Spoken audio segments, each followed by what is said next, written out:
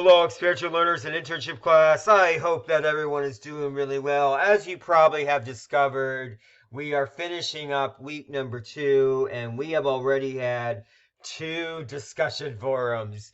So, discussion forums are a pretty central or key component of this course. As such, I wanted to review a couple of quick tips with you to maximize your effectiveness in the discussion boards. So the first thing, we want to make sure that we are addressing all of the talking or writing prompts within the discussion description and guidelines. When we're doing our replies, we want to focus on specific themes or topics that our classmate or peer are mentioning, and perhaps offer a insight or perspective on something that they're mentioning. Communicating clear, concise, and organized thoughts, that's pretty self-explanatory there. Be sure you're proofreading your discussion posts for any spelling or grammatical challenges or mistakes. So we want to be even simple things like capitalizing when you're saying I, capitalizing I. It's little things like that can really distract. So also, I think all of you are pretty much doing this, but we want to really be using that authentic voice and speaking from that authentic voice, being genuine, being real.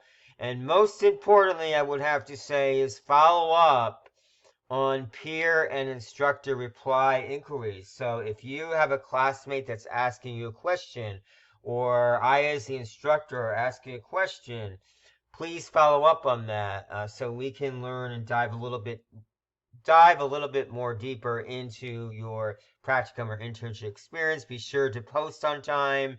Initial post Thursday at 11:59, and then your minimum of 2 replies by Sunday at 11:59. Follow the guidelines and rubric.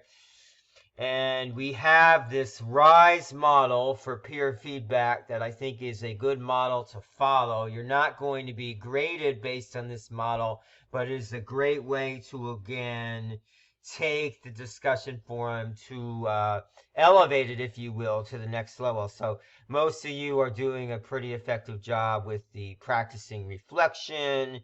There's some examples here of that. Inquiry or inquiring is asking questions. So seeking additional information, suggesting, tapping into our lived experiences and really utilizing our lived experience to provide an alternative viewpoint, insight, or perspective is how I look at that. And then we want to raise the discussion to the next level.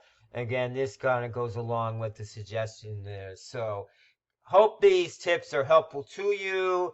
Think about these tips as we wrap up week number 2. We will have a few more discussion boards throughout the session. So thank you so much for listening, and take care.